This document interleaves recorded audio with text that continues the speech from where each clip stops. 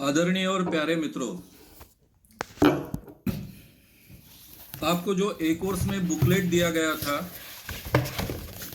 उसमें page number 55 पर सी course की जानकारी है। सम्मोहन उपचारक कोर्स सी, वो पेज कृपया निकालिए।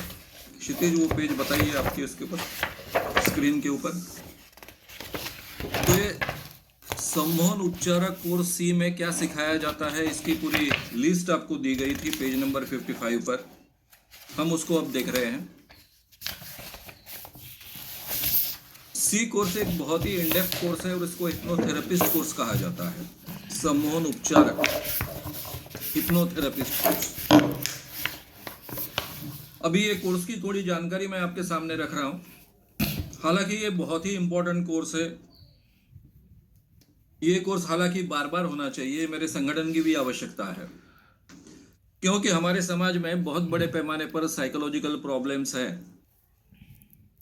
भूत शरीर में आना, देवी शरीर में आना, ये भी साइकोलॉजिकल प्रॉब्लम्स है। लेकिन ये प्रॉब्लम सॉल्व करने के कोई तरीके हमारे पास उपलब्ध नहीं है। साइकेट्रिस्ट जो होते हैं उनको इस विषय की पूरी जानकारी भी नहीं थी पहले तो। आजकल अच्छे ढंग से जानकारी होती है, लेकिन उसकी ट्रीटमेंट की जो व्यवस्था होती है उनके पास नहीं है। साइकोथेरेपिस्ट हमारे समाज में जो है वो इतने कॉन्फिडेंट नहीं है कि अच्छे ढंग से वो ट्रीटमेंट दे पाए। क्लिनिकल साइकोलॉजी सीखने के बाद भी काफ़ी लोगों में इतना कॉन्फिडेंस नहीं आता है, क्योंकि मैंने बहुत बड़े पैमाने पर जो भी मेरे भाषण के कारण लोग प्रभावित होते थे, हजारों की संख्या में मेरे पास आते थे। अभी हमारे घर में किसी के शरीर में देवी आती है, किसी के शरीर में भूत आता है, ये होता है, वो होता है, तो मैं बड़े पैमाने पर साइकेट्रिस्ट के पास उनको भेजता था। लेकिन मेरे धीरे धीरे ध्यान में आया उनके साथ में, जैसे मेरा कोलैबोरेशन बढ़ते गया, मेरे ध्यान में आया कि इन लोगों को इस ढंग की बीमारियां ट्रीट करने का अभ्यास ही नहीं है, ना ही उनके एजुकेशन में वो हिस्सा रहा है, और अच्छे रिजल्ट्स भी नहीं मिलते थे। फिर कुछ साइकोलॉजिस्ट के तरफ मैंने भेजने की कोशिश की, उसमें भी अच्छे रिजल्ट्स नहीं मिले। और सम्मोहन उपचार के द्वारा बहुत अच्छे रिजल्ट्स मिलते हैं, ये वास्तविकता मैं बहुत पहले से जानता था। इसलिए मैंने बड़े पैमाने पर हिप्नोथेरेपिस्ट तैयार करने का प्रयास किया, डॉक्टरों को सिखाया। लेकिन डॉक्टरी व्यवसाय में इतने कम समय में इतना ज़्यादा पैसा मिल सकता है, और हिप्नोथेरेपी में इतना समय देने के बाद भी चार्जेस इतने ज़्यादा नहीं ले सकते हैं। इसलिए कई डॉक्टर इसमें एक्सपर्ट बने, लेकिन उन्होंने कभी हिप्नोथेरेपी की प्रैक्टिस करने का सोचा नहीं, क्योंकि उनको अपने ही व्यवसाय से फुर्सत मिलना मुश्किल था। जिन सोशल वर्कर्स को मैंने ट्रेन करने का प्रयास किया, उनमें से भी बहुत कम इसका उपयोग कर पाए। और उसके बाद में कई सालों से, साधारणतः 91 से मैंने जब ये प्रोफेशनल कोर्सेज शुरू किए, तब से मैंने माना कि बाकी लोगों को भी इसमें ट्रेन करने का प्रयास किया जाए, कम से कम उनको प्रवेश दिया जाए। लेकिन ये कोर्सेज बहुत कम हुए। 91 से लेकर आज तक मुंबई में केवल 3 सी कोर्स हुए, पूना में 2 सी कोर्स हुए, और नागपुर में 2 सी कोर्स हुए। इतने सालों में कितने कम कोर्सेज होने का कारण यही रहा है, क्योंकि ए कोर्स करने के बाद में बी कोर्स होगा, बी कोर्स करने के बाद ही सी कोर्स में प्रवेश मिलेगा। और बी कोर्स की संख्या कम होती थी, क्योंकि गांव-गांव में घूमता था, इसलिए बहुत ही कम कोर्सेस ये हुए हैं। पहली बार हम लोगों को ये चांस मिल रहा है, आपको और मुझे, कि ये बड़े पैमाने पर अब संभव हो सका है, क्योंकि ऑनलाइन होने के कारण कहीं से भी आप इसमें शरीक हो सकते हो। ये सबसे बड़ी बात है। दूसरी बात ऐसी है कि अभी बी कोर्सेज ज़्यादा होने के चांसेस इसी ऑनलाइन के तरीके से बढ़ने के चांसेस है, इसलिए सी कोर्स भी बड़े पैमाने पर अभी आगे होने की गुंजाइश है। बड़े पैमाने पे यानी कम से कम 2 साल में एक बार तो भी सी कोर्स होगा इस ढंग से। सी कोर्स बहुत बड़ा कोर्स, हालांकि ये कोर्स 30 दिन का कोर्स था। शुरुआत के दिनों में ये 30 दिन का कोर्स 2 पार्ट्स में चलता था। जब पहली कुछ 2 बैचेस निकली, तो 2 बैचेस निकलने के बाद में मैंने उन लोगों से पूछा कि आप प्रैक्टिस तो नहीं कर रहे हो? सर बोले, नॉलेज इतने महत्व का था कि हम जानते थे कि हमारा व्यवसाय जिस ढंग का है, हमारी नौकरी जिस ढंग की है, हम इसके लिए समय नहीं निकाल पाएंगे। लेकिन ये नॉलेज प्राप्त करने के लिए हमने इस कोर्स में प्रवेश लिया था। मुझे इसका जो प्रैक्टिकल पार्ट होता है उसमें बहुत मेहनत लेनी पड़ती है। तो मैंने ऐसा सोचा कि कुछ लोग अगर केवल नॉलेज प्राप्त करना चाहते हैं और अपने फैमिली तक ही इसको मर्यादित रखना चाहते हैं, इसका फायदा, तो ऐसे लोगों के लिए थियोरेटिकल अलग से क्यों ना बनाया जाए। इसलिए इसी कोर्स के जो एक कोर्स था 30 दिन का टोटल, उस 30 दिन के कोर्स को 2 पार्ट में सेपरेट किया गया, जिसमें ज्यादा थियोरेटिकल होगा और थोड़ा सा प्रैक्टिकल हिस्सा होगा। ऐसा पहला पार्ट होगा जो 15 दिन का होगा, और दूसरा जो पार्ट होगा वो ज्यादा प्रैक्टिकल होगा और थोड़ा थियोरेटिकल होगा, और उसमें एक्चुअल सेशंस लिए जाएंगे, किस ढंग की ट्रीटमेंट दी जाती है, किस ढंग से लोगों को सम्मोहन में डालने की अलग अलग प्रक्रियाएं जो होती है, जिसको इंडक्शन मेथड्स कहते हैं, किस ढंग से उसका उपयोग किया जाए, थेरेपी कैसे ली जाए, ये सब जो प्रैक्टिकल हिस्सा होता है वो हिस्सा फिर सेकंड पार्ट में रखा गया। तो जिन लोगों को थियोरेटिकल पार्ट में इंटरेस्ट है वो पहला पार्ट कर कर रुक सकते हैं, और जिन लोगों को सही माने में लोगों को ट्रीटमेंट देने में विश्वास है या फिर इच्छा है, कुछ फायदा लोगों को देने की इच्छा है, उन लोगों के लिए पार्ट सेकंड है। अब इसमें जो दिक्कतें हैं प्रैक्टिस करने की, उसके बारे में मैं बाद में आपको उसी कोर्स के समय में बताऊंगा। हमारे समाज में वैसे देखा जाए तो हिप्नोथेरेपी ये विषय कोई सरकार मान्य विषय नहीं है। ये कहीं भी हमारे यहाँ अधिकृत तरीके से सिखाया नहीं जाता है। यूनिवर्सिटीज में जहाँ भी होता है वो थोड़ा सा एक एडिशनल कोर्स कर कर होता है, जैसा निमांस है बेंगलोर के इंस्टीट्यूट वहाँ पर, लेकिन एक यूनिवर्सिटी का हिस्सा कर कर ये नहीं है, इसलिए उसके बारे में कोई वैसे कानून भी नहीं है। इसलिए अगर कोई हिप्नोथेरेपी की प्रैक्टिस करता है तो ये कोई बहुत सीरियस बात नहीं होती है, लेकिन ऑथेंटिसिटी के लिए और थोड़ा सा विश्वास जिसको हम कहते हैं क्रेडिबिलिटी के लिए, अगर आप साइकोलॉजिस्ट बनते हो तो उसका बहुत अच्छे ढंग से फायदा मिलता है। डॉक्टर्स को और साइकोलॉजिस्ट को ये थेरेपी देने का अधिकार होता है। तो उसके लिए हम में से काफ़ी स्टूडेंट्स ने जिन्होंने सी कोर्स किया, उन्होंने डॉक्टर की डिग्री नेचुरोपैथी ली, कई लोगों ने साइकोलॉजी में एमए कर लिया। तो आप भी उस ढंग से सोच सकते हो अगर आगे चलकर पूरी तरह से यही प्रैक्टिस करना चाहते हो तो। अदरवाइज अपने मित्रों के लिए, अपने फैमिलीज के लिए और अपने लिए ये बहुत ही उपयुक्त कोर्स है। और महत्व की बात ऐसी है कि नॉलेज कर कर ये बहुत ही महत्व की बात है। तो हम पार्ट 1 में क्या क्या लेते हैं, ये पेज नंबर 55 में जो अभी आपके सामने पेज बताया गया था उसके तरफ आप ध्यान दीजिए। पहले मिसकंसेप्ट्स अबाउट हिप्नोटिज्म, सम्मोहन के संबंध में गलतफहमियां, ये पार्ट 1 में लिया जाता है। सम्मोहन उपचार, उपचार के बारे में अलग, ये सम्मोहन ये एक विषय और सम्मोहन उपचार ये दूसरा विषय। सम्मोहन उपचार के बारे में काफी भ्रांतियां हैं, तो उसके बारे में, ये भ्रांतियों के बारे में हम काफी गहरा अध्ययन यहाँ पर करते हैं, पार्ट 1 में है। उपचार में सम्मोहन का उपयोग करने के लाभ, ये थेरेपिस्ट का हिस्सा होने के कारण ये पार्ट 2 में है। हिप्नोथेरेपिस्ट एंड पेशेंट, सम्मोहन उपचारक और रुग्ण, ये पार्ट 2 में है क्योंकि ये प्रैक्टिकल हिस्सा है। जनरल प्रिंसिपल्स ऑफ थेरेपी, उपचार शास्त्र के सामान्य नियम, ये भी पार्ट 2 में लिया जाता है। नॉन हिप्नोटिक सजेशंस, जिसको हम वेकिंग सजेशंस कहते हैं, ये 8 से ज्यादा हम सीखते हैं, लेकिन उसमें के कुछ पार्ट 1 में सीखते हैं, बाकी के हम पार्ट 2 में सीखते हैं। इंडक्शन मेथड, सम्मोहन उपचार पद्धति, 14 से ज्यादा सम्मोहन उपचार पद्धति हम सीखते हैं, उसमें से कुछ पद्धतियां हम पहले पार्ट में सीखते हैं, बाकी की पद्धतियां बाद में सीखते हैं। डीपनिंग मेथड से 11 मेथड से, उसमें से कुछ पार्ट्स 1 में सीखते हैं, बाकी के 2 में सीखते हैं।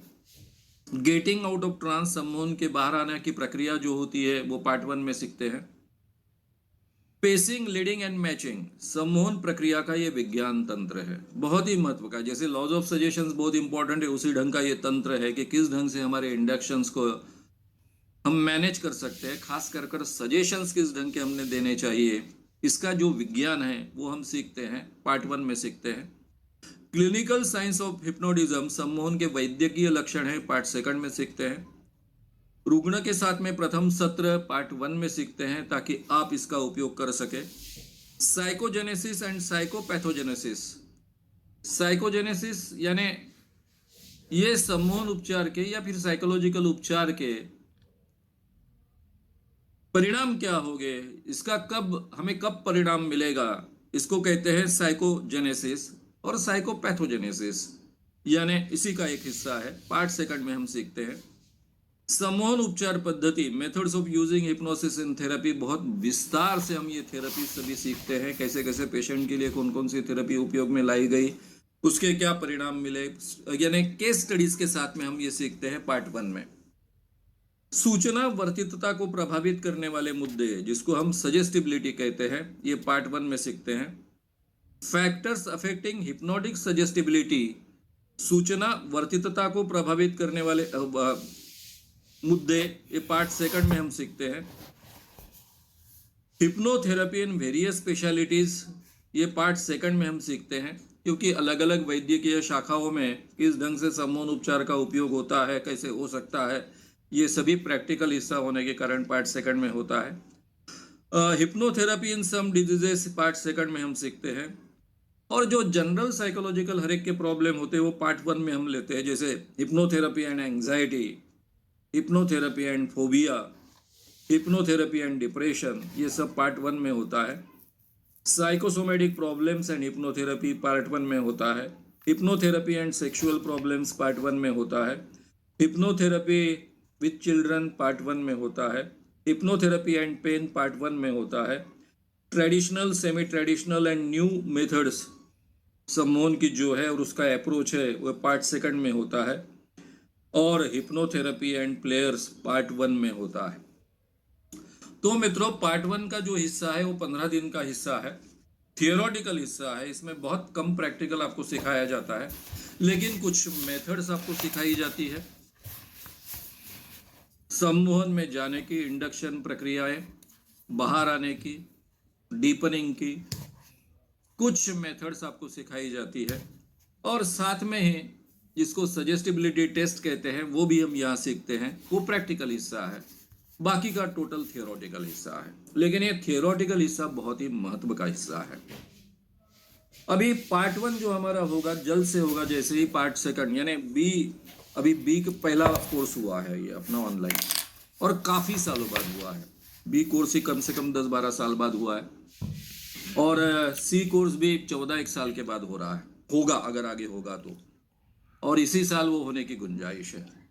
तो बी का दूसरा कोर्स होने के बाद में तुरंत सी कोर्स का होगा 1 महीने के गैप के बाद में, और वो 15 दिन का होगा। उसमें 3 शेड्यूल में ये कोर्स लेना पड़ेगा, 5 दिन 5 दिन 5 दिन, ताकि आपको भी सहूलियत हो और मुझे भी सहूलियत हो, बाकी का भी काम मैं यूट्यूब का कर पाऊँ। ये कोर्स 15 दिन का रोज चलेगा 8 से 11:15, लेकिन 7:30 बजे इंडक्शन इसका शुरू होगा।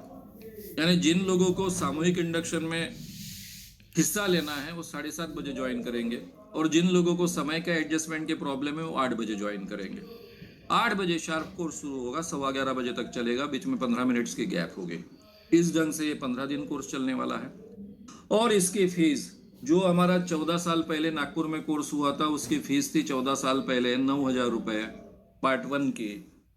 और अभी हमने सोचा कि बहुत कम फीस रखी जाए, ऑनलाइन कोर्सेस है, जगह जगह से लोग इसमें शामिल हो सकते हैं, इसलिए केवल 10,000 रुपये फी रखी है।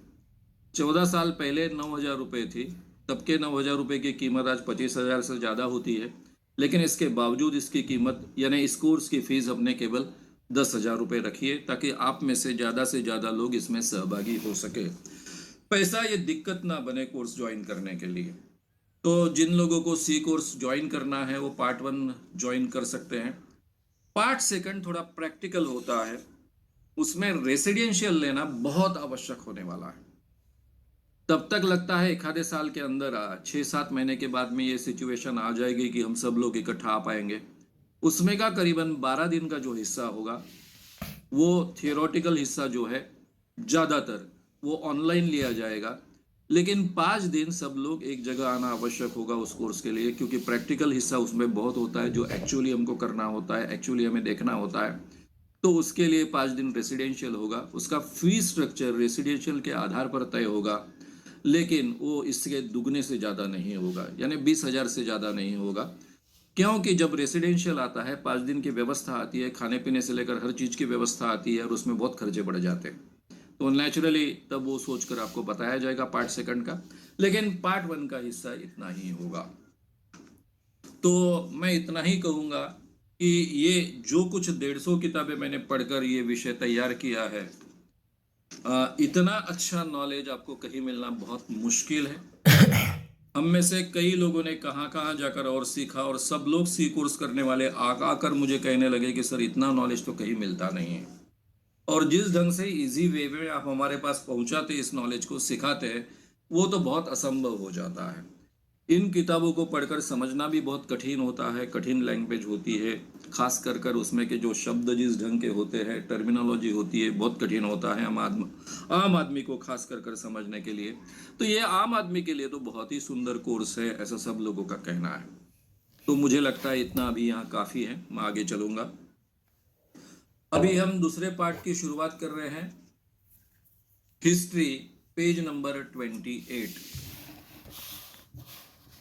जिन लोगों को सी कोर्स करना है उन्होंने कृपया अपनी बात पहुंचा दे क्षितिज के पास कि मुझे कोर्स करना है, ताकि हमको संख्या की कल्पना आ जाए। अब हम पेज नंबर 28 पर आते हैं हमारे बी कोर्स में। यह है history, theoretical development in hypnotism. ये बहुत विस्तार से पार्ट 1 में लिया जाता है, यानी सी कोर्स के पार्ट 1 में लिया जाता है। मैं यहाँ बहुत विस्तार से नहीं लेने वाला हूं, केवल आपको इसका एक अच्छे ढंग से परिचय हो, ताकि हिप्नोसिस कैसे कैसे डेवलप हुआ, उसके पीछे किन किन लोगों की मेहनत है, किन अंधविश्वासों से ये विषय बाहर आया, इसकी अच्छे ढंग से जानकारी आपको हो। इतना ही हिस्सा मैं आपके सामने लेने वाला हूं। पेज नंबर हम 28 देख रहे हैं, थियोरेटिकल डेवलपमेंट इन हिप्नोटिज्म, सम्मोहन का सैद्धांतिक इतिहास। दो तरह के शब्द हम हमेशा सुनते आए हैं, एक ब्लैक मैजिक और दूसरा स्पिरिचुअलिटी, स्पिरिचुअल हीलिंग वगैरह वगैरह, ये शब्द सुनते आए।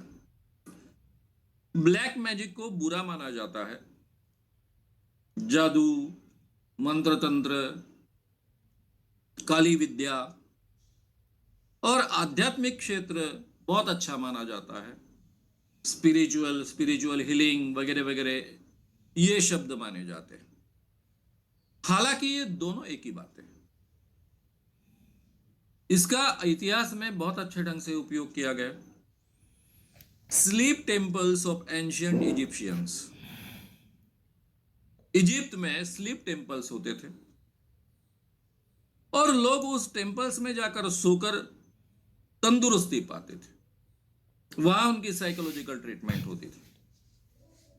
पहले से इस ढंग का वातावरण तैयार किया जाता था कि इस टेम्पल्स में जाने के बाद में आपकी तबीयत ठीक होगी, आपकी बीमारियां ठीक होगी, अलग अलग ढंग की बीमारियां निकल जाएगी, और खास कर जो साइकोलॉजिकल बीमारियां होती है उससे आप मुक्ति पाओगे। जैसे हमारे यहाँ कंसेप्ट है कि अमुक मंदिर में गए तो भूत से आप मुक्ति पा जाते हो, या किसी ने काली विद्या की हो तो उससे मुक्ति पाते हो। इस ढंग की सब बातें थी। इनका अभी बहुत विस्तार से वर्णन तो नहीं मिलता है। इनके जो उल्लेख स्लीप टेम्पल्स के मिलते हैं, वहां संगीत होता था, वहां पुजारी होते थे, वो संगीत के वातावरण में लोग जाकर वहां सोते थे। सोने की अवस्था में, यानी सोते थे इसका मतलब ऐसा था कि वहां सोने का प्रयास करते थे। जाने अनजाने में वो शायद अल्फा रिदम की अवस्था में जैसे ही जाते होंगे संगीत के कारण, बाकी वहां जिस ढंग का वातावरण तैयार किया जाता है उस कारण, तो उसके साथ में वो सजेशंस देते थे और उसका परिणाम होता था।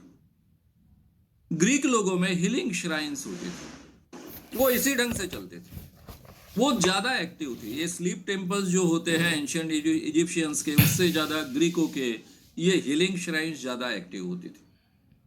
वहां कई बार ऐसे नाटक क्रिएट किए जाते थे कि भगवान बोल रहे हैं, उनके देवता बोल रहे हैं, वो उसमें से बोलते थे जैसा शोले में धर्मेंद्र बोलता है मंदिर के पीछे से शिव शंकर भगवान का नाम लेकर हेमा मालिनी को पटाने के लिए, उसी ढंग से यहाँ पुजारी बोलते थे, सजेशंस देते थे, और उसके लिए अलग अलग चमत्कारों का भी उपयोग किया जाता था, और इस ढंग से वहां हीलिंग के लिए इसका उपयोग किया जाता था।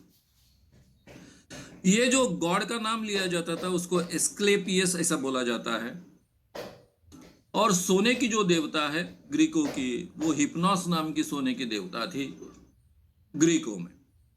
तो एस्क्लेपियस का नाम लेकर ये सब चलता था, और ये हिप्नोस नाम की जो सोने की देवता है, सोने की यानी नींद आने की देवता है, उसका नाम लिया जाता था। तो ये पुराने एंशियंट चीजें हैं। हिप्पोक्रेटस, हिप्पोक्रेटस ईस्वी सन पूर्व 400 साल पहले, यानी आज से 2400 साल पहले, बीसी 377 टू 460, ये उनका कालावधि रहा है। हिप्पोक्रेटस फादर ऑफ मेडिसिन है, आप सभी जानते हैं, औषधि शास्त्र के जनक। हर एमबीबीएस होने के बाद में डॉक्टर, चाहे वो भारत का हो, चाहे अफ्रीका का हो, चाहे अमेरिका का हो, चाहे ब्रिटेन का हो, वो हिप्पोक्रेटस की शपथ लेता है और शपथ लेकर अपने प्रैक्टिस की शुरुआत करता है। तो यही हिप्पोक्रेटस ने आर्ट ऑफ हीलिंग के नाम पर बड़े पैमाने पर इस ढंग के प्रक्रिया का उपयोग किया था और उसके द्वारा कई लोगों को रोग मुक्ति प्राप्त करा दी थी। अब ये विचित्र है, आजकल के डॉक्टर्स को, क्योंकि मेरा बहुत अच्छा संबंध आता है डॉक्टर्स के साथ में, चाहे एमबीबीएस हो चाहे एमडी हो, आजकल के हमारे पढ़े लिखे डॉक्टर्स को इसमें साइकोलॉजी का कितना बड़ा हिस्सा है इसके बारे में पूरी तरह से अवेयरनेस नहीं होता है, ना ही ये अवेयरनेस उनके एजुकेशन में क्रिएट किया जाता है। उनमें ज्यादातर ये भान निर्माण होता है, यानी ये अवेयरनेस निर्माण होता है कि ये सब फिजिकल कंडीशनिंग से, इसलिए दवाइयाँ दो, ये करो वो करो, उसी ढंग से ऑपरेशन करो, ये होता है। लेकिन जो मेडिसिन के जनक है, फादर ऑफ मेडिसिन है, उनको इसकी बात की बहुत अच्छी कल्पना थी कि अब सभी बीमारियों के पीछे साइकोलॉजी का बड़ा हिस्सा होता है, बड़ा हाथ होता है, और इसलिए वो औषधि शास्त्र के जनक होने के बावजूद, फादर होने के बावजूद, वो बड़े पैमाने पर आर्ट ऑफ हीलिंग का उपयोग करते थे। ये हीलिंग यानी साइकोलॉजिकल प्रोसेस थी, सम्मोहन जैसी प्रक्रिया थी। उनकी कुछ अच्छी बातें हैं जो हमने ध्यान में रखनी चाहिए। हमारा सुख दुख भावनाएं हमारे ब्रेन में निर्माण होती है, मस्तिष्क में निर्माण होती है। उसके पहले ये भावनाएं सुख दुख बाहर से कहीं से आती है, ऐसी कल्पनाएं थी। ये पहला साइंटिफिक व्यक्ति है जो आग्रह से कहता है कि हमारा सुख है, हमारा दुख है, हमारी भावनाएं हैं, ये हमारे ब्रेन में से ही निर्माण होती है। पागलपन है, भ्रम है, भय है, नींद न आना है, अस्वस्थता है, आदतें बुरी हो अच्छी हो, ये सारी चीजें भी हमारे ब्रेन में से ही निर्माण होती है। ये 100% सच बातें उन्होंने 2400 साल पहले कही थी। मस्तिष्क ही, ब्रेन ही सारी बीमारियों की जड़ और शरीर पर नियंत्रण रखने वाला केंद्र है। ये पहली बार ये सच्चाई उन्होंने दुनिया के सामने, मानव जाति के सामने उजागर की। उसके पहले आत्मा सब इन चीजों को नियंत्रित करता है और आत्मा के द्वारा भगवान नियंत्रित करता है, यही मान्यता थी। ये पहली बार ब्रेन ही इन सब चीजों को नियंत्रित करता है, शरीर को नियंत्रित करता है, बीमारियों की जड़ भी वही है, उगम भी वही है। ये बहुत अच्छे ढंग से बातें उन्होंने सामने रखी। शरीर पर उसी का नियंत्रण होता है, ये सामने रखी। तो आर्ट ऑफ हीलिंग ये प्रक्रिया सम्मोहन जैसी प्रक्रिया थी और उसके माध्यम से बड़े पैमाने पर लोगों की बीमारियां ठीक करने का काम ये करते थे। परगैमम तब से करीबन 600 साल के आसपास, बाद में 500, 550, 600 साल के आसपास, एडी 129-199, यानी ईस्वी सन 129 से 199 तक एक ग्रीक डॉक्टर था जिसका नाम था परगैमम। वो ऐसा मानता था कि शरीर और मन में अगर असंतुलन निर्माण हुआ तो बीमारियां निर्माण होती है, और ये स्वर्गीय इथेरियल द्रव्य होता है, इथेरियल फ्लूइड होता है। ये हमारे मन में और शरीर में एक सेतु का काम करता है, एक ब्रिज का काम करता है।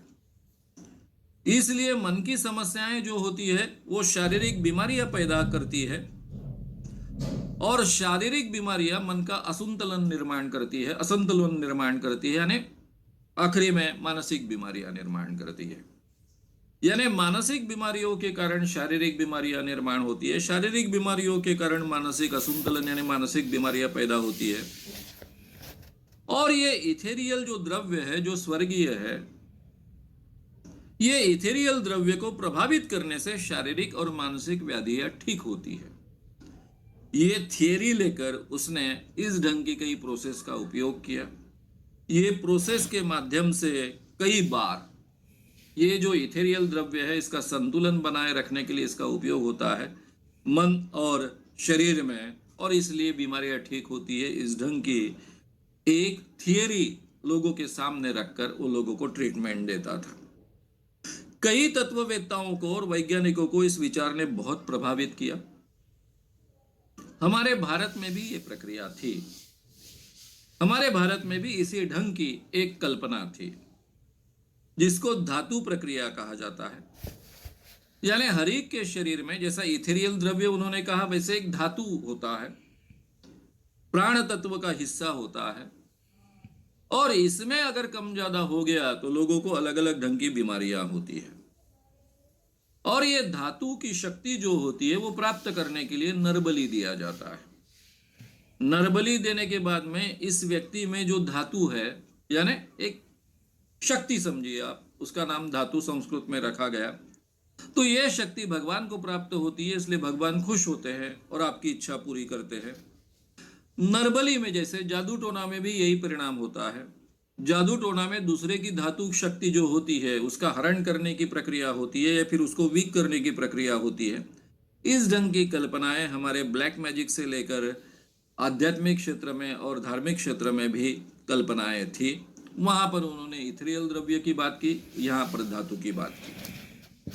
पैरासेल्सस एकदम 16वीं शताब्दी में हम आएंगे। एक स्विस डॉक्टर था, उसने थोड़ा परगैमम से अलग बातें रखी।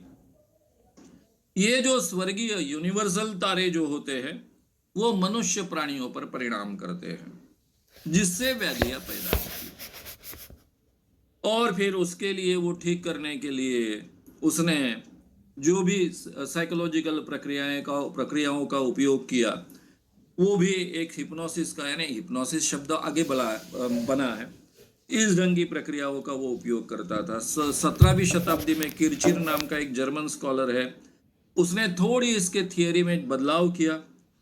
उसने नेचुरल पावर और एनिमल मैग्नेटिज्म इन शब्दों का उपयोग किया कि हर व्यक्ति में एनिमल मैग्नेटिज्म होता है और उसका असंतुलन निर्माण होने के बाद में उसको बीमारियां होती है। यानी जैसे भारतीय परंपरा में धातु, वैसे यहाँ एनिमल मैग्नेटिज्म, क्योंकि तब मैग्नेटिज्म का शोध बहुत अच्छे ढंग से लग चुका था, बड़े पैमाने पर उसका उपयोग होने लग गया था, इसलिए उसने एनिमल मैग्नेटिज्म और यूनिवर्सल मैग्नेटिज्म इन शब्दों का प्रयोग किया। कभी वो नेचुरल पावर कहता था, कभी यूनिवर्सल मैग्नेटिज्म कहता था।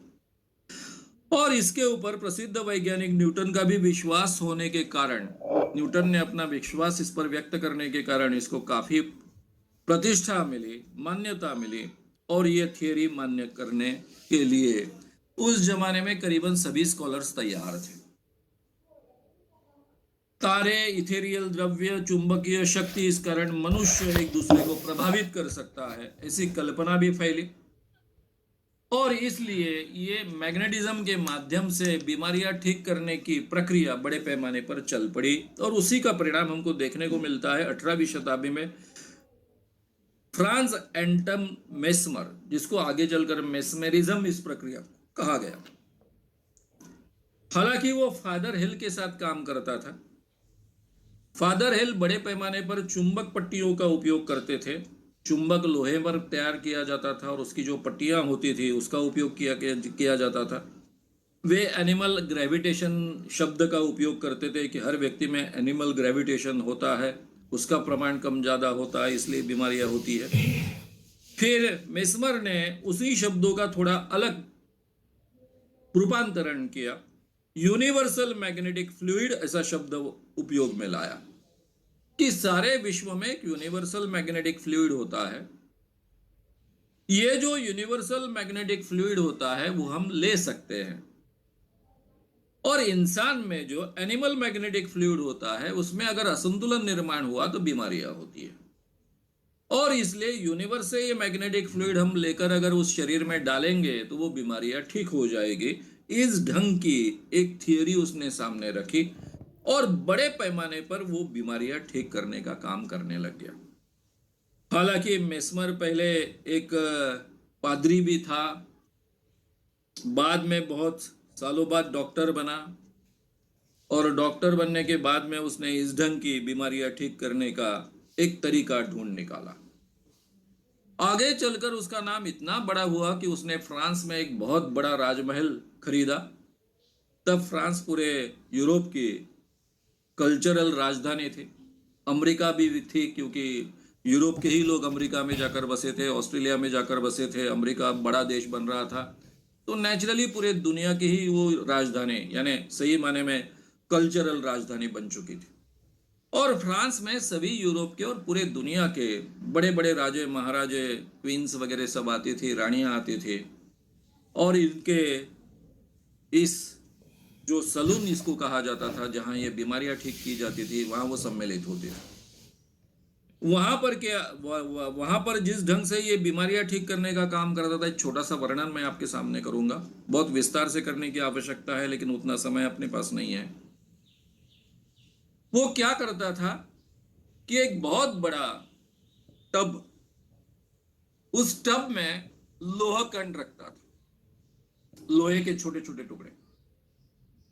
उसमें लोहे की सलियां होती थी, उनको संकलियां बांधी होती थी लोहे की, और वो टब पूरा सा पूरा लोहे के कणों से भरा हुआ होता था। और वहां पर जो लोग आते थे बीमारियां ठीक करने के लिए, वे लोहे को पकड़कर बैठते थे। और एट अ टाइम 100, 50, 150 लोग बैठे हैं, पकड़कर बैठे हैं, खड़े हैं, राह देख रहे हैं कि अभी मेस्मर आएगा, और मेस्मर आने के बाद में वो यूनिवर्सल मैग्नेटिक फ्लूइड लेगा, फिर हमारे शरीर में डालेगा, और हमारे शरीर में डालने के बाद में हमको अलग अलग ढंग के अनुभव आएंगे। कुछ लोगों को कन्वल्सिव मेलेडीज आएगी, एकदम से उनको कन्वल्शन आना शुरू हो जाएगा। कुछ लोगों को रोना शुरू करेंगे, क्योंकि उनका रोना बाहर फूटेगा। कुछ लोग हंसने लगेंगे, कुछ लोग बहुत आनंद विभोर हो जाएंगे। अलग अलग लोगों को अलग अलग प्रकार के अनुभव आएंगे। इस ढंग की अपेक्षाएं कर कर लोग राह देखते थे। और जैसे ही मेस्मर आता था, मेस्मर डिलिबरेटली देरी से आता था, यानी लोगों को अगर कहा गया कि मैं 6 बजे आऊंगा, तो 6:30, पौने 7 बजे तक आता ही नहीं था। लोग राह देख रहे हैं, उनकी अपेक्षाएं बढ़ी है, अब मेस्मर आएगा, हम पर परिणाम होगा। और एकदम बहुत अच्छा ड्रेस पहनकर एखादे राजा के समान एंट्री लेता था मेस्मर। उसके हाथ में एक एबोनाइट का छोटा सा रॉड होता था। वो आकाश की ओर वो एबोनाइट का रॉड बताता था, और बाद में वो रॉड बताने के बाद में इस ढंग से नाटक करता था कि आकाश से वो यूनिवर्सल मैग्नेटिक फ्लूइड ले रहा है। और वो रॉड एबोनाइट का लेने के बाद में जिसको भी टच करता था, तो उसको एकदम से अलग से अनुभव आ जाता था। कुछ लोग हंसने लगते थे, कुछ लोग रोने लगते थे, कुछ लोग एकदम से चिल्लाने लगते थे, कुछ लोग एकदम से बेहोश हो जाते थे। और ऐसे 2-4 सेशन होने के बाद में कई लोगों की बीमारियां ठीक होती थी। इसकी काफी प्रसिद्धि हुई। तब के यूरोप के डॉक्टर बहुत चिंतित हुए, ये क्या प्रकार चल रहा है। इसलिए इंग्लैंड की रानी की रिक्वेस्ट पर फ्रांस का राजा और इंग्लैंड की रानी मिलकर उन्होंने एक रॉयल कमीशन बिठाया। ये रॉयल कमीशन में बड़े बड़े लोग थे, जिसमें बेंजामिन फ्रैंकलिन जैसे बहुत बड़े साइंटिस्ट, और अमेरिका के जो सही माने में देखा जाए तो राजदूत थे, एम्बेसडर थे, वे भी इसमें थे। बाकी भी कई साइंटिस्ट थे। उन लोगों ने जो भी निर्णय दिया, वो निर्णय ये था कि लोग बीमारी ठीक होती है कुछ लोगों की, इसके पीछे जो भी कारण है वो उनकी अपेक्षा है, उनकी मानसिक स्थिति है। लेकिन ये जो कुछ कर रहा है मेस्मर, उसमें कोई तथ्य नहीं, इसको कोई साइंटिफिक आधार नहीं।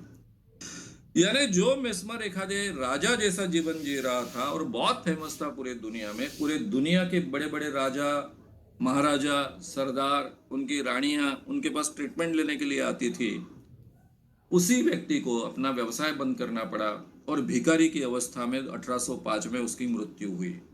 लेकिन उसने पूरे दुनिया का नाम इस तरफ खींच लिया था।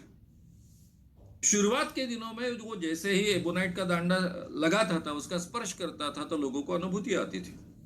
धीरे धीरे वहां का रश इतना बढ़ने लग गया, इतना बढ़ने लग गया कि उसका शरीर का किसी को स्पर्श हो जाता था। अब उसके शरीर का स्पर्श होते ही लोगों को वही अनुभव आता था।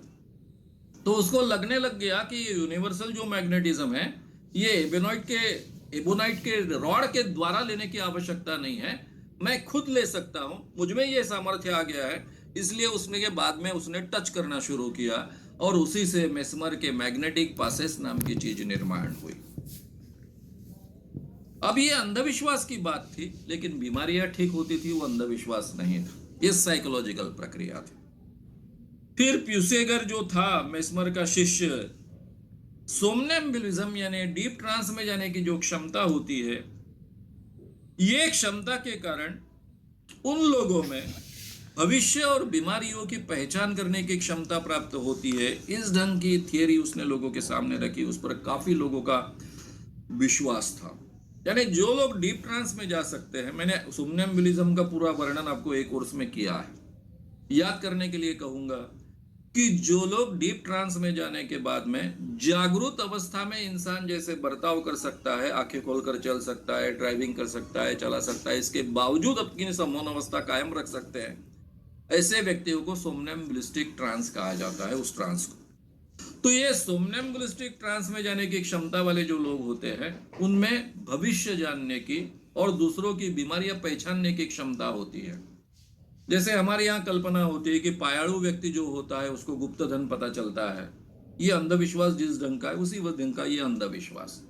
या फिर पायाड़ू जो व्यक्ति होता है, यानी पैर की ओर से जो जन्म लेता है, ऐसा व्यक्ति अगर किसी के पेट पर लात मारता है तो उसकी पेट की बीमारी ठीक हो जाती है।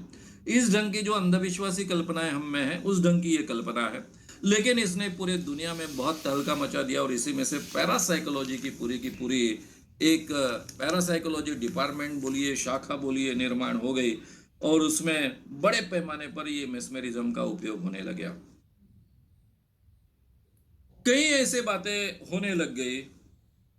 फिर इलियटसन नाम का एक वैज्ञानिक डॉक्टर है, वो कहने लग गया कि आधिभौतिक और दैवी शक्तियों के कारण बीमारियां ठीक करने की विशेष शक्ति डॉक्टरों को मिली है, और उसने सम्मोहन जैसे प्रक्रिया के माध्यम से 76 ऑपरेशंस किए। इतना ही नहीं तो ब्रेस्ट कैंसर भी ठीक किया। अब ये जो एलियटसन था, उसमें ये अंधविश्वास था कि डॉक्टर में अपने आप उसके पास कोई दैवी शक्तियां होती है, इसलिए वो बीमारियों को समझ सकता है और ठीक करने की उसमें विशेष क्षमता आती है। ये बात गलत थी, ये उसका विश्वास गलत था। लेकिन उसने सम्मोहन प्रक्रिया जैसे प्रक्रिया का उपयोग कर 76 शस्त्रक्रियाएं की वेदना रहित अवस्था में, और ब्रेस्ट कैंसर ठीक किया। ये उसका बहुत बड़ा योगदान रहा है। जेम्स सिसाडेल नाम का एक स्कॉटिश सर्जन था और कलकत्ता में वो काम कर रहा था, क्योंकि उसके पिताजी बहुत बड़े अफसर थे, ब्रिटिश अफसर थे, और उनके साथ में वो आया था और वहीं हॉस्पिटल उसने शुरू किया था। तो वहां पर कम से कम 300 शस्त्रक्रियाएं उसने की। रोज 1.5 घंटे तक 5 दिन वो सम्मोहन की प्रक्रिया का उपयोग उस व्यक्ति पर करता था और 5वें दिन उस पर ऑपरेशन करता था। डीप ट्रांस में या फिर जो भी डीप ट्रांस में जाता है या मीडियम ट्रांस में जाता है, उसको वेदना न होने की क्षमता डेवलप की जा सकती है। उसको वेदना महसूस नहीं होती है, पेन महसूस नहीं होता है। तो ये इसका फायदा उठाकर उसने 300 के करीब ऑपरेशंस भारत में किए हैं। एबेडे फेरिया, आप अगर गोवा में गए, पणजी में गए, तो पणजी में आपको जहां पर गोवा का सरकार का विधान भवन है, वहीं के बाजू में आपको ये एबेडे फेरिया का ये मिलेगा, पुतला मिलेगा। एबेडे फेरिया ने पहली बार ल्यूसिड स्लीप इस शब्द का उपयोग किया, यानी ये जो प्रक्रिया है ये ल्यूसिड स्लीप जैसी है। और उसने कहा कि ये पासेस की आवश्यकता नहीं है, बाय सजेशन से ये ल्यूसिड स्लीप निर्माण की जा सकती है। यानी मेस्मर के जमाने में ऐसे शरीर पर से हाथ फेरते थे और हाथ में कोई तभी ताकत होती है, क्षमता होती है, और एक क्षमता होने के कारण ये पासेस के कारण लोगों में ये शक्ति ट्रांसफर होती है और वो ट्रांस में जाते हैं। इस ढंग की कल्पना विकसित हो चुकी थी। इस कल्पना को नकारने वाला एबेडे फेरिया बाय सजेशन, ये प्रक्रिया के द्वारा सजेशन के माध्यम से हम ल्यूसिड स्लीप निर्माण कर सकते हैं, ये कहने वाला ये एबेडे फेरिया पहला व्यक्ति है। ये अंधविश्वास से इस विषय को बाहर निकालने वाला ये पहला व्यक्ति है। और ऐसा होने के बावजूद उसका पुतला अगर आप देखेंगे जाकर गोवा में, तो उसके सामने एक आदमी को लिटाया है और वह उस पर से हाथ फेर रहा है, ऐसा बताता है। यानी जिस चीज को उसको नकारा, उसने नकारा एबेडे फेरिया ने, उसी ढंग का पुतला वहां पर है। जेम्स ब्रेड ये पहला वैज्ञानिक है जिसने एग्जैक्टली इसको साइंटिफिक फॉर्म दिया, और केवल फॉर्म दिया ऐसा नहीं, तो उसको नाम भी दिया हिप्नोस। इसको भी थोड़ा सा ये स्लीप से संबंधित है ऐसा लग रहा था, इसलिए इन्हें ग्रीकों की देवता जो है सोने वाली, नींद देने वाली, नींद की देवता हिप्नोस, उस पर से उसने इस प्रक्रिया को हिप्नोसिस ऐसा नाम दिया। ये 1795 यानी 18 शताब्दी के आखिरी की बात है, स्कॉटलैंड का है। उसने पहली बार लोगों के ध्यान में लाकर दिया कि एक वस्तु पर अगर लक्ष्य हम केंद्रित करते हैं, कंसंट्रेट करते हैं, आई फिक्सेशन करते हैं, किसी एक बिंदु पर अपनी आंखें केंद्रित करते हैं, तो भी हम बहुत अच्छे ढंग से इस प्रक्रिया के द्वारा ट्रांस में जा सकते हैं। यानी ये जो मैग्नेटिज्म का प्रकार है, हाथ फेरने का प्रकार है, इन सब चीजों की कोई आवश्यकता नहीं है।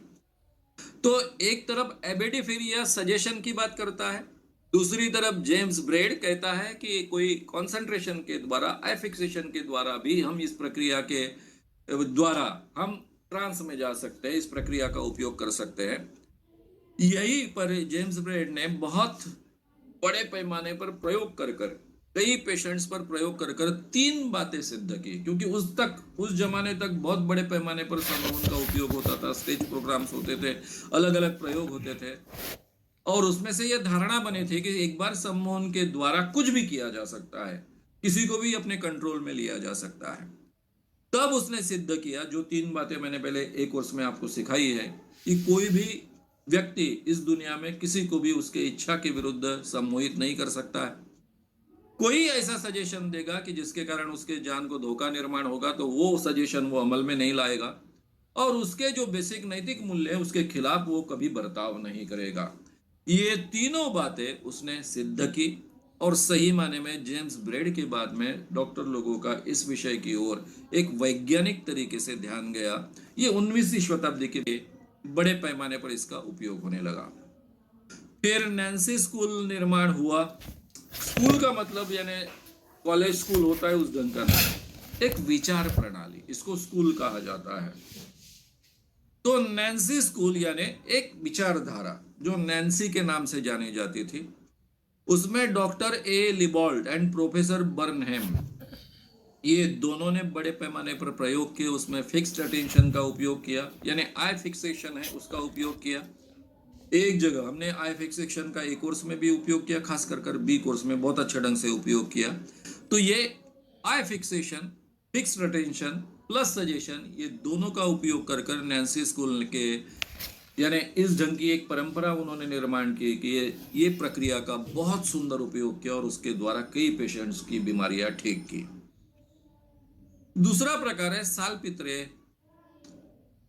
स्कूल, इसको कहा जाता है क्योंकि ये सालपित्रे अस्पताल में तैयार हुआ था। ये भी उसी समय के आसपास की बात है, 19वीं शताब्दी के आखिरी के 1874। जीन मार्टिन चार्को, स्पेलिंग चारकोट है लेकिन उच्चार चार्को है। जीन मार्टिन चार्को, इसने इसका बहुत बड़ा, ये जो है फादर ऑफ साइकेट्री माना जाता है, जीन मार्क यानी चार्को। ये चार्को ने अलग अलग प्रयोग किए। उसका एक हॉस्पिटल था सालपित्रे हॉस्पिटल, वहां पर उसने देखा कि एपिलिप्सी के पेशेंट जो होते हैं और हिस्टीरिया के पेशेंट्स होते थे, तो एपिलिप्सी के पेशेंट्स को देखकर हिस्टीरिया उनकी नकल करते थे, उनको भी एपिलिप्सी आना शुरू हो जाता था। एपिलिप्सी यानी आपको मालूम है, हर एक को मालूम है, जो झटके आते हैं, एकदम से आदमी बेहोश भी पड़ता है, वो एपिलिप्सी होती है। तो ये एपिलिप्सी हिस्टीरिया के लोग उसका अनुकरण करते हैं, तो इसलिए उसके पहले ऐसा माना जाता था कि हिस्टेरिया, ये हुस्टेरा यानी वुमन की जो उम्ब होती है, इसलिए केवल स्त्रियों को होता है। तो उसने पहली बार दुनिया के ध्यान में लाकर दिया कि हिस्टेरिया ये केवल स्त्रियों को नहीं होता है, पुरुषों को भी होता है, इसका उम्र से कोई संबंध नहीं है, और इसका अनुकरण किया जाता है। लेकिन वो जो प्रक्रियाओं का उपयोग करता था, जैसे कि नैन्सी स्कूल में जो प्रक्रियाएं उपयोग में लाई जाती थी, वो आज की भाषा में, हमने जो बी कोर्स में भाषा सीखी है उस भाषा के अनुसार वो पॉजिटिव ट्रांस निर्माण करते थे। लेकिन सालपित्रे अस्पताल में जीन मार्टिन जिस प्रक्रिया का उपयोग करता था, वो निगेटिव ट्रांस का उपयोग करता था। उस जमाने में निगेटिव पॉजिटिव ट्रांस के बारे में इतनी जानकारी थी भी नहीं और इतनी जागरूकता भी नहीं थी। लेकिन इससे एक मॉडर्न साइकेट्री की दिशा निर्माण हुई। मॉडर्न साइकेट्री आज जो बनी है उसकी नींव डाली है ये जीन मार्टिन चार्को ने। फिर डॉक्टर जोसेफ ब्रेयर और सिगमंड फ्राइड 1942 टू 1925, इस समय में इन लोगों ने इसमें बहुत बड़ा योगदान दिया है। एनाओ नाम की एक केस बहुत प्रसिद्ध है, उसका नाम है बर्ता पेपनहेम। जवान लड़की थी, उसमें काफी दोष निर्माण हुए थे, मानसिक असंतुलन निर्माण हुआ था। उस लड़की के ट्रीटमेंट के लिए रिग्रेशन का उपयोग किया गया था, कैथारसिस का उपयोग किया गया था। ये रिग्रेशन क्या होता है, कैथारसिस क्या होता है, इसका थोड़ा बहुत संबंध आपने सीखा है, एक कोर्स में उसके यानी उल्लेख आए थे। कैथारसिस होता है आपके इमोशंस का रिलीज होना, पर्जिंग होना, बाहर आना।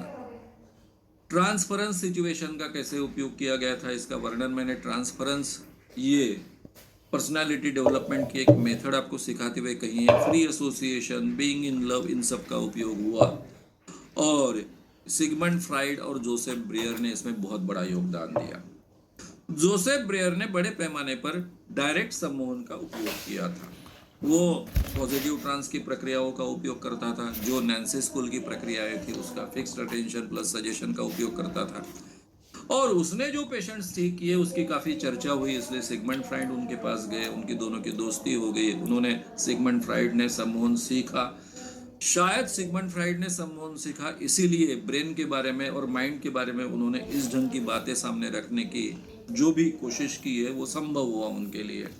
लेकिन आगे चलकर उन्होंने सम्मोहन को नकारा, क्योंकि सम्मोहन प्रक्रिया का उपयोग सिगमंड फ्राइड करते थे और उस जमाने में हेट्रो हिप्नोसिस का ही उपयोग होता था। बड़े लंबे सेशन चलते थे और कई स्त्रियां उनके प्रेम में पड़ जाती थी, तो उनको बहुत डर लगने लगा, कि उनको लगा कि ये सम्मोहन की प्रक्रिया जो है वो बीइंग इन लव जैसी प्रक्रिया है, तो लोग इससे प्रेम में पड़ जाते हैं। और इस डर के कारण उन्होंने टालने की कोशिश की कि सम्मोहन प्रक्रिया का मैं उपयोग नहीं करूंगा, मैं फ्री एसोसिएशन का उपयोग करूंगा। लेकिन आगे की दिक्कत मैं आपको बताऊं, सम्मोहन प्रक्रिया के लिए जितनी सेशंस लगते थे, कम सेशंस में काम होता था, 10 सेशन, 7-8 सेशन में, तो भी स्त्रियां उनके प्रेम में पड़ती थी। अब सिगमंड फ्राइड जैसे व्यक्ति की तरफ ट्रीटमेंट के लिए कौन आएगा? उच्च मध्यम वर्गीय स्त्रियां, ज्यादातर, जिनके पास काफी पैसा है, काफी समय है, इसलिए उनको साइकोलॉजिकल अलग अलग बीमारियों को भी फेस करना पड़ता है। एक तरफ सब अपना जो भी खानदानी तरीका है उसका नाटक करते रहो और वास्तविक जीवन कुछ अलग है। इसमें जो एक अंतराल होता था उससे काफी समस्याएं पैदा होती थी। तो ये बहुत फुर्सत वाली औरतें होती थी, वो प्रेम में पड़ जाती थी। अब फ्री एसोसिएशन में उससे ज्यादा समय लगने लग गया, इसलिए ज्यादा सेशन इनके साथ में चलने लग गए। तो स्त्रियों का प्रेम में पड़ना बंद तो नहीं हुआ, वो तो चालू रहा। लेकिन ये बीइंग इन लव जैसी एक सिचुएशन क्रिएट करता है सम्मोहन, ये उनके कहने के कारण और उस कारण उन्होंने सम्मोहन प्रक्रिया का उपयोग करना छोड़ दिया था। इस कारण सम्मोहन का बहुत बड़ा नुकसान हुआ, क्योंकि आगे चलकर सिगमंड फ्राइड बहुत बड़े व्यक्ति बने, जिनको फादर ऑफ साइकोलॉजी कहा जाता है, पूरी दुनिया में बहुत मशहूर हुए। तो नेचुरली वो सम्मोहन का उपयोग नहीं करते, उसके बजाय फ्री एसोसिएशन का उपयोग करते हैं। इसलिए पूरी दुनिया में बड़े पैमाने पर बाकी साइकोथेरेपिस्ट का उपयोग होने लगा। सम्मोहन को उतना बढ़ावा नहीं मिला सिगमंड फ्राइड ने नकारने के कारण। लेकिन उनकी समस्या जो उनकी, जिस कारण उन्होंने सम्मोहन को थोड़ा असाइड कर दिया था, वो समस्या तो छूटी नहीं। ये एक छोटा सा इतिहास मैंने आपके सामने रखा है। इसमें मैंने काफी केसेस वगैरह मैंने नहीं लिए हैं। ये सी कोर्स में बहुत विस्तार से जाते हैं, किस ढंग से डेवलपमेंट हुआ, किस ढंग की प्रक्रियाएं चलती थी, उसमें कैसे कैसे रूपांतरण हुआ, कैसे कैसे विकास हुआ, ये सब हम बहुत डेप्थ में जाकर समझते हैं। लेकिन सम्मोहन प्रक्रिया मेडिकल साइंस के क्षेत्र में बड़े पैमाने पर उपयोग में लाई गई, ये गए 200 सालों में। उसके पीछे का पहला कारण था कि उस जमाने में जिसको हम एनेस्थेशिया क्रिएट करने वाले ड्रग्स कहते हैं, वो ड्रग्स नहीं थे, इसलिए बड़े पैमाने पर ऑपरेशंस के लिए उसका उपयोग किया गया। मैंने आपके सामने केवल एलियटसन का और जेम्स सिसाडेल का दोनों के नाम रखे। एलियटसन ने 75 ऑपरेशन किए, इन्होंने 300 ऑपरेशन किए। ऐसे कई डॉक्टरों ने इसका उपयोग किया था। बाद में डेंटिस्ट्री में इसका उपयोग होते रहा। फिर जिसको हम कहते हैं बर्थ, बच्चों का जो बर्थ होता है, इस प्रोसेस में पेनलेस बर्थ हो, इसके लिए भी इसका उपयोग करते गए। तो इस ढंग से सम्मोहन का उपयोग होते गया। लेकिन अभी 20वीं शताब्दी में सबसे ज्यादा इसके तरफ ध्यान गया, क्योंकि 1950 के बाद में हमारे ध्यान में आया कि साइकोलॉजी का हिस्सा हमारी सभी शारीरिक बीमारियों में बहुत बड़ा होता है। और जो साइकोसोमेटिक बीमारियां है, इसका भान तो अभी अभी निर्माण हुआ है, 1950 के बाद का ही बात है ये। तो ये साइकोसोमेटिक बीमारियां हो चाहे शारीरिक बीमारियां हो, इसमें साइकोलॉजी का बड़ा हिस्सा होता है। ये ध्यान में आने के बाद में सम्मोहन उपचार को बहुत महत्व प्राप्त हुआ और बड़े पैमाने पर इसका उपयोग पूरे दुनिया में होने लगा। आज सारी दुनिया में, खास कर जो इंग्लिश बोलने वाले देश है, ऑस्ट्रेलिया है, इंग्लैंड है, अमेरिका है, कनाडा है, इन जैसे देशों में बड़े पैमाने पर सम्मोहन मेडिकल साइंस के साथ में और साइकोलॉजी डिपार्टमेंट के साथ में सिखाया जाता है। उसकी ट्रीटमेंट की व्यवस्था होती है। बड़े बड़े हॉस्पिटल्स में सेपरेट हिप्नोथेरेपी ट्रीटमेंट की व्यवस्था होती है और उसके बहुत वंडरफुल रिजल्ट्स लिए जाते हैं। काफ़ी इसमें रिसर्च होता है। मेरे जो मित्र है डॉक्टर संदेश नाइक, वो अमेरिका में कैंसर रिसर्च के साथ में सम्मोहन विषय लेकर जुड़े हुए हैं। वहीं पर वो रहते हैं, कितने सालों से वहीं पर वो काम कर रहे हैं। तो मित्रों, ये जो एक हिस्ट्री थी, वो हिस्ट्री मैंने आपके सामने शॉर्ट में रखने का प्रयास किया है। अभी हम एक छोटा सा रिलैक्सेशन लेंगे, 3 मिनट्स गैप वाला। आपको इसमें सजेशन देना है, मैं समय बचाने के लिए आज रिलैक्सेशन ले रहा हूँ। क्षितिज रिलैक्सेशन लगाइए, 3 मिनट्स गैप होगी जिसमें आप सजेशन दे पाओगे। नाउ रेडी, रिलैक्स पोजीशन लीजिए।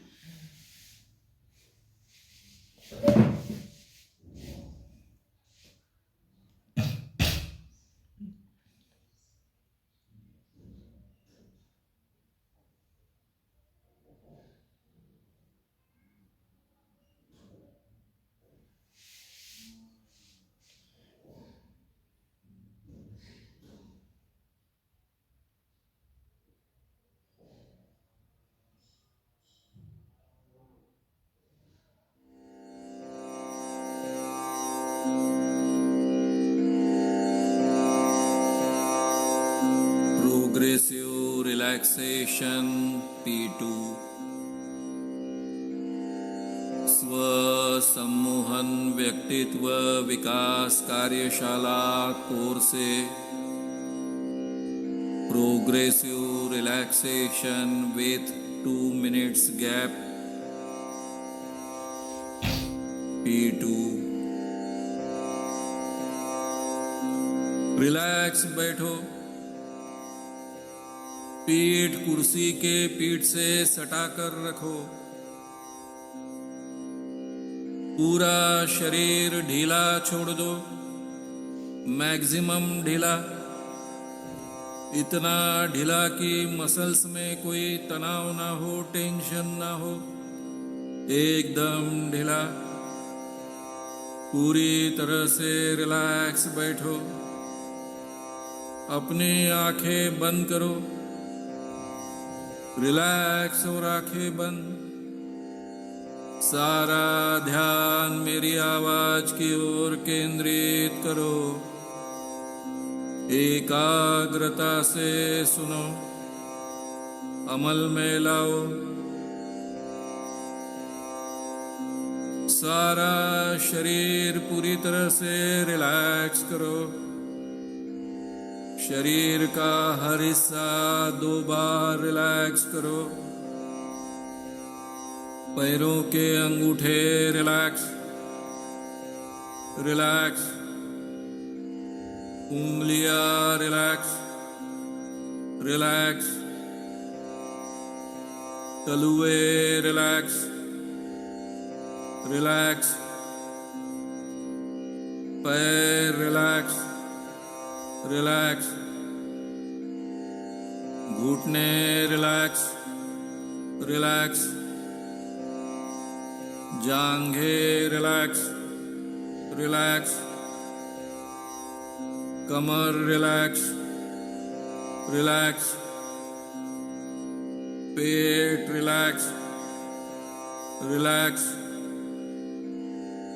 छाती रिलैक्स, सांस नॉर्मल हो रही है और थोड़ी धीमी और नॉर्मल, छाती रिलैक्स हुई, पेट रिलैक्स, रिलैक्स, रीढ़ की हड्डियां रिलैक्स, रिलैक्स, गर्दन रिलैक्स, रिलैक्स, कंधे रिलैक्स, रिलैक्स, दोनों हाथ रिलैक्स, रिलैक्स, हाथों के पंजे उंगलियां रिलैक्स, रिलैक्स, कंधे गर्दन रिलैक्स, रिलैक्स, जबड़ा रिलैक्स, गाल रिलैक्स, कान रिलैक्स, ओठ रिलैक्स, नाक रिलैक्स, पलके आंखें रिलैक्स, आंखें वंडरफुली रिलैक्स हुई, भौहे रिलैक्स, माथा रिलैक्स, सिर रिलैक्स, सिर के अंदर का हर हिस्सा, हर ब्रेन सेल पूरी तरह से रिलैक्स, बाया हिस्सा रिलैक्स, दाया हिस्सा रिलैक्स, बीच का हिस्सा रिलैक्स, सारा शरीर ब्रेन पूरी तरह से रिलैक्स हुआ, एकदम रिलैक्स रिलैक्स रिलैक्स हुआ। Now totally relax, relax, relax. दिन ब दिन हर तरह से हर सांस के साथ आप अधिक से अधिक तंदुरुस्त, यंग, आकर्षक बन रहे हो। दिन ब दिन हर तरह से हर सांस के साथ आप अधिक से अधिक तंदुरुस्त, यंग, आकर्षक बन रहे हो। हर छूटने वाली सांस के साथ आपके माइंड से नेगेटिव थिंकिंग, नकारात्मक विचार निकल जा रहे हैं और हर सांस के साथ पॉजिटिव थिंकिंग, विधायक विचार आपके दिमाग का हिस्सा बन रहे हैं।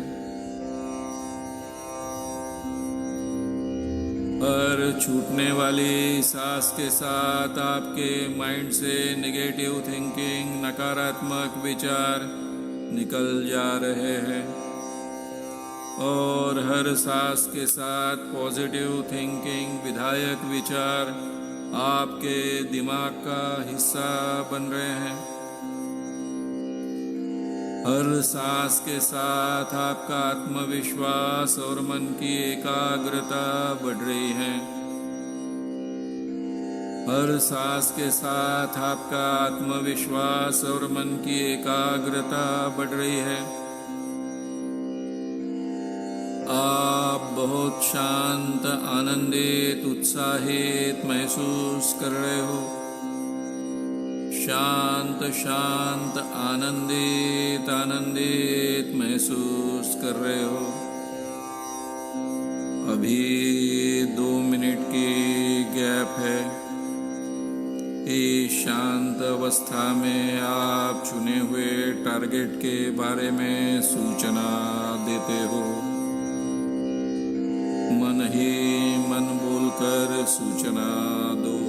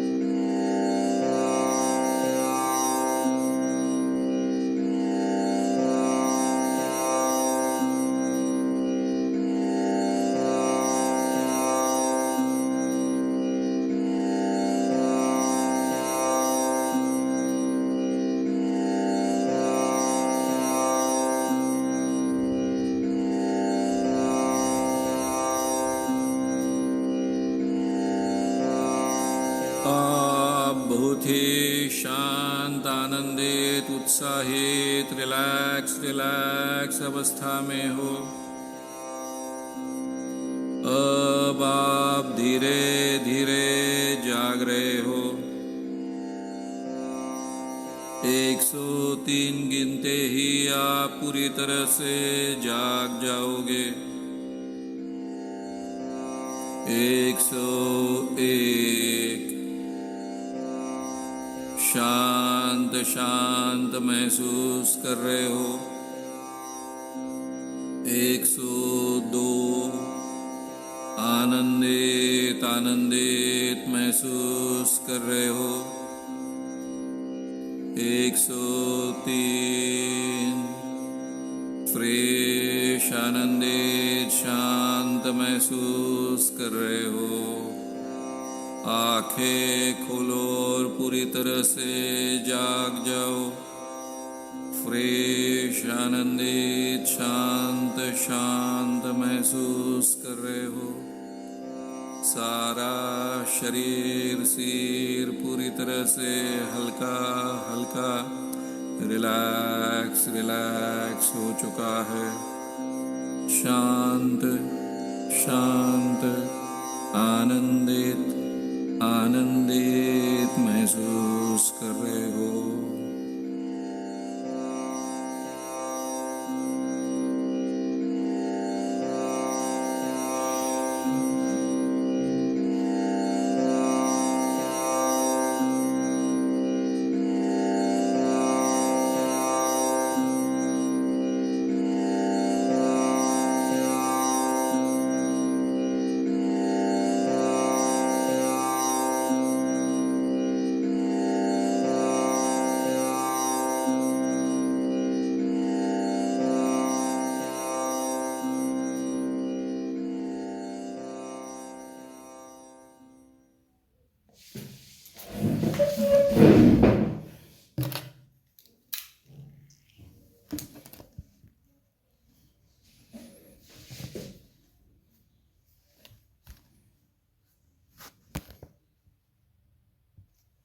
मित्रों, पेज नंबर 15 कम्युनिकेशन स्किल्स निकालिए।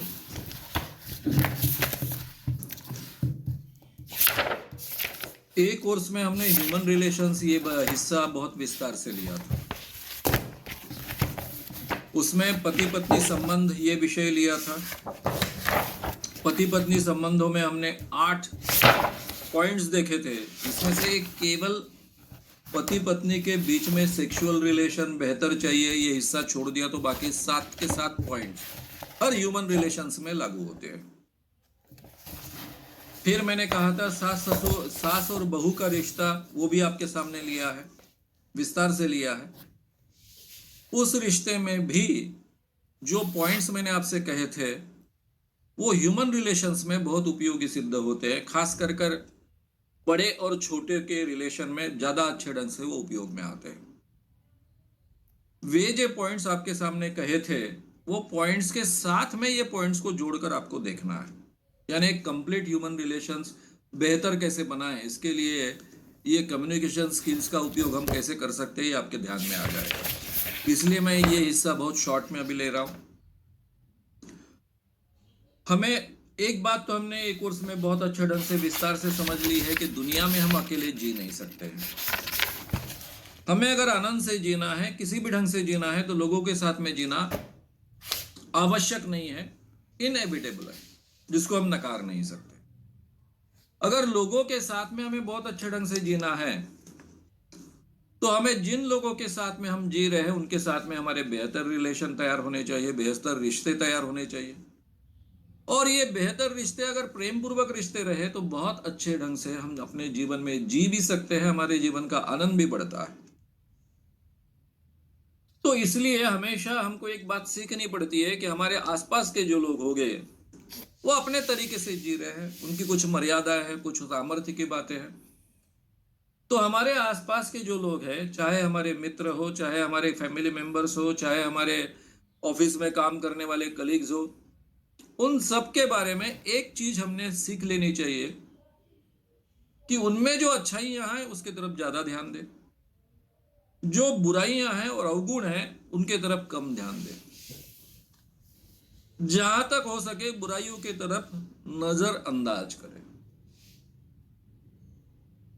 जो सद्गुणों का हिस्सा है उसको ज्यादा महत्व दें। ये सीधी सी बात है। कांच का ग्लास है, उसमें आधा ग्लास पानी है, आधा भरा हुआ है या आधा खाली है, हमें क्या देखना है? तो यहां भरे हुए ग्लास की तरफ ज्यादा ध्यान दो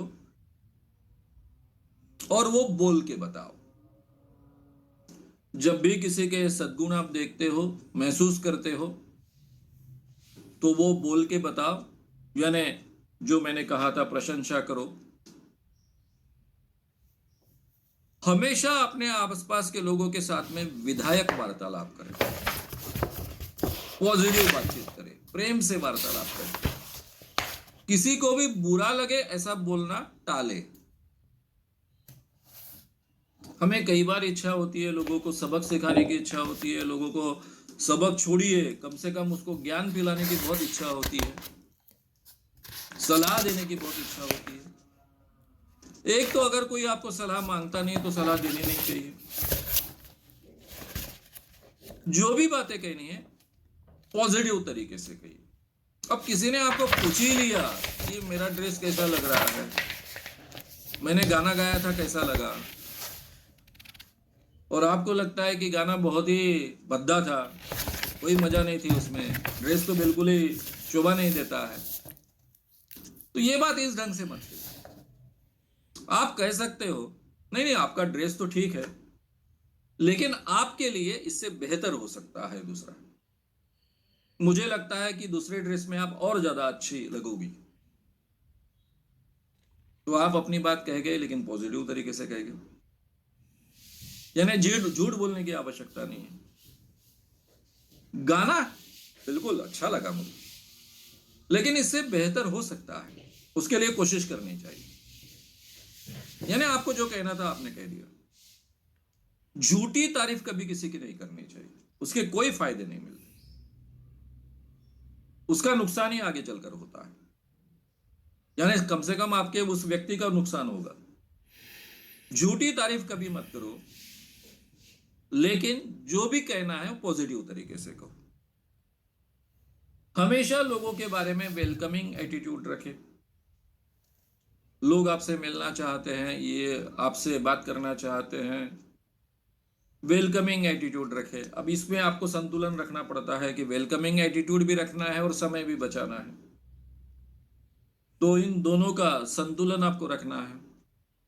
लेकिन आप किसी को अपने घर में वेलकम नहीं करते हो या फिर अपने आसपास वेलकम नहीं करते हो, ये भी संदेश नहीं पहुंचना चाहिए। तो ये दोनों का बहुत अच्छा संतुलन आपको रखना सीखना पड़ेगा। मैं वैसे कई अनुभव अपने जीवन में सुनाता हूं। जैसे पुल देशपांडे महाराष्ट्र के बहुत बहुत बड़े लेखक रहे हैं, उन पर महाराष्ट्र के लोग काफी प्रेम करते हैं। मैं पुणे में नौकरी के लिए गया। अब पुल सभी के प्रिय थे तो मेरे भी प्रिय थे, मैं भी बहुत पढ़ता था। हम बीच बीच में कभी नाटक में मिलते थे, बात करते थे। मनोहर में मैं काफी लिखता था, वो पढ़ते भी थे, उसका उल्लेख भी करते थे। इतना ही नहीं तो कभी सिनेमा में मिल जाते थे तो सिनेमा में भी बात करते थे।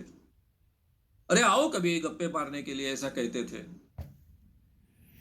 तो क्या हुआ कि हमारे नागपुर की एक पुल देशपांडे जी को बहुत अच्छी पहचानने वाली प्राध्यापिका पुणे में आई। तो उन्होंने कहा कि चलो पुल देशपांडे से जो मिलने के लिए। तो मैंने कहा कि ये पुल जी के पुल देशपांडे इनको मिलना है तो अपॉइंटमेंट लेनी चाहिए। पुणे में ये प्रथा है। उन दिनों में इतने फोन आम बात नहीं थी, बहुत कम लोगों के पास फोन होते थे। ये 80 की बात मैं कर रहा हूँ। फिर भी उन्होंने कहा नहीं मेरी बहुत अच्छी पहचान है, बाबा आमटे के हम हमेशा मिलते हैं, बहुत गप्पे हाँकते हैं। उन्होंने मुझे कई बार निमंत्रण दिया है। सुनीता जी से भी मेरी बहुत अच्छी पहचान है। सुनीता है पुल देशपांडे जी की पत्नी। तो हम जाएंगे। मतलब डायरेक्ट जाना ठीक नहीं है, अपॉइंटमेंट लो, बाद में जाएंगे। नहीं अभी नजदीक में आए हैं, यहाँ से मुकुंदराव की तरफ आए, वहां से तो नजदीक है उनका घर, वहां चले जाएंगे। चलो मुकुंदराव यानी मुकुंदराव किर्लोस्कर। गए हम डायरेक्टली। सुनीता जी ने यानी उनकी पत्नी ने डोर खोला, पहचाना हम दोनों को, नमस्कार चमत्कार हुआ। भाई भाई यानी पुल देशपांडे, इनकी मुलाकात यानी इनकी अपॉइंटमेंट ली। इन्होंने कहा नहीं, ठीक है अपॉइंटमेंट लेकर आइए, और दरवाजा बंद कर दी। उसके बाद में मैं कभी पुल देशपांडे जी से मिलने के लिए उनके घर में नहीं गया। लेकिन उनकी क्या गलती थी? इतने बिजी व्यक्ति है, इतना लिखना है, सब कुछ करना है। बदनाम कौन हुआ? मिसेस पुल देशपांडे बदनाम हुई। वो बहुत खुड़ूस माने जाती। बगैर अपॉइंटमेंट उन्होंने मिलना टाल दिया, कितने भी पहचान के रहो, कुछ भी रहो। मुझे लगा उसके बाद में शायद वो मेरे साथ अच्छा बर्ताव करेंगे, नहीं करेंगे। उनके बाद के बिहेवियर में भी कोई फर्क नहीं, वैसे ही मिलते रहे, वैसे ही बात करते रहे। तो ये वेलकमिंग एटीट्यूड और अपना समय बचाना, अभी सुनीता जी ने अलग ढंग से ट्रीट करना चाहिए, हम सबको लगता है, मुझे भी लगता है। लेकिन मैं कभी कभी उनकी तारीफ भी करता हूँ कि पूला देशपांडे जैसे व्यक्ति का अगर समय बचाना है तो दूसरा क्या तरीका है। थोड़ा तरीका उनका अलग होना चाहिए था, ऐसा डेफिनेटली लगता है, क्योंकि डायरेक्टली मैंने वो फेस किया है, इसलिए शायद मुझे ऐसा लगता है। लेकिन ये वेलकमिंग एटीट्यूड होना और वो उसका प्रदर्शन होना भी बहुत आवश्यक होता है। यानी थोड़ा अलग ढंग से कहा होता कि नहीं बहुत बिजी है, आप तो मालूम है अभी उनका मूड लगा है लिखने में, अगर उनको अभी डिस्टर्ब करेंगे तो अच्छा नहीं होगा। हाँ, आप मेरे साथ बात कर सकते हो, आइए बैठिए, 2-4 मिनट बैठेंगे, थोड़ा पानी पीजिए और बाद में जाइए। ऐसा बोला होता तो शायद हम अंदर भी नहीं जाते, लेकिन इतना हमको बुरा नहीं लगता। तो थोड़ा अलग ढंग से इसको टैकल करना चाहिए। प्रशंसा करने के बारे में मैंने बहुत विस्तार से आपको एक कोर्स में ही कहा है कि प्रशंसा हमेशा सच्ची करनी चाहिए, कभी झूठी प्रशंसा नहीं करनी चाहिए, लेकिन पॉजिटिव तरीके से ये प्रशंसा करनी चाहिए। और हर बात की पॉसिबल हो उतनी प्रशंसा करनी चाहिए, उससे लोगों को प्रोत्साहन मिलता है, आपके रिलेशन अच्छे होते हैं। पांचवा मुद्दा है नाजुक बातों पर हमला ना करें। जो बहुत डेलिकेट चीजें होती है, सेंसिटिव चीजें होती है, उन पर हमला ना करें। अब जैसे ईश्वर है, धर्म है, किसी का प्रेम पात्र है, बच्चे हैं, इसके बारे में बुरा मत बोलिए। उनका आदर स्थान है, उसके बारे में मत बोलिए। मैं जब नया नया मुंबई में रहने के लिए आया, नाला सोपारा में रहता था और किताब लिखने की शुरुआत थी, तो एक लेखनिक थे मेरी। तो उन दिनों में मैं बहुत फिल्म मैगजीन पढ़ता था, इसलिए कि आदत बन चुकी थी, पत्रकार कर कर फिल्म मैगजीन पढ़ने की आदत थी। तो वो सिने ब्लिट्स लेकर आया, और उसमें अमिताभ बच्चन किस ढंग से एक लड़की के साथ में रिलेशन रख रहा है और वो लड़की कौन है वगैरह, इसका पूरा का पूरा वर्णन, एक स्टोरी थी उस पर। तो जैसे ही मैं वो आई तो उसने वो देखा, बोले ये अमिताभ बच्चन के बारे में लिखा है। मैंने बोला अमिताभ बच्चन ऐसा कर ही नहीं सकता। मैंने बोला कर सकता है, क्यों नहीं कर सकता है? अमिताभ बच्चन के वैसे भी बाकी रिलेशन रहे हैं। वो इतना नाराज हो गई, इतना नाराज हो गई कि मेरा काम छोड़कर चले गए। अभी ऐसे कई उदाहरण, यानी मैं कई बार टालता हूं, जैसे कि मेरा विषय विचित्र है। लोग मेरे साथ में बात करते वक्त ईश्वर का विषय निकालेंगे, मैं टालते रहता हूँ, नहीं नहीं उस विषय पर मुझे बोलना नहीं है, उस विषय पर मैं बोलना टालता हूँ, बोलना टालता हूँ। मेरे एक बहुत अच्छे प्राचार्य मित्र थे, उनके कॉलेज में कई बार मैं व्याख्यान देने के लिए जाता था। मेरे भी बहुत अच्छे मित्र थे, एक बार मेरे से बहुत अड़ गए कि नहीं, बोले ईश्वर इस बात पर हम चर्चा ही करेंगे। नहीं, इस बात पर मुझे चर्चा नहीं करनी, छोड़ दीजिए ना, बाकी चीजों पर चर्चा करेंगे। नहीं, बोले ईश्वर को मैं लॉजिकली सिद्ध कर सकता हूँ। अब मुझसे रहा न गया, मतलब इतना चैलेंज कर रहा है ये आदमी, तो बात करनी ही चाहिए। सवाल जवाब शुरू हुए, जिंदगी भर के लिए मित्रता टूट गई। फिर मैंने अपने कान को हाथ पकड़ा कि ऐसा इस ढंग से फिर से नहीं करने। बीच में हम साथ में जो पले बढ़े, तो बहन भाई मानते हैं, तो क्रिश्चियन फैमिली है, उनके पति फादर है। अब मेरी बहन है, बचपन से हम साथ में पले बढ़े हैं, बहन के पति है। हम एक बार प्रवास कर रहे थे, दूसरे बहन की तरफ जा रहे थे, और जाते वक्त ये बहन के पति मेरे साथ में यही बात को लेकर, नहीं ईश्वर को लॉजिकली सिद्ध किया जा सकता है, लॉजिकली सिद्ध किया जा सकता है।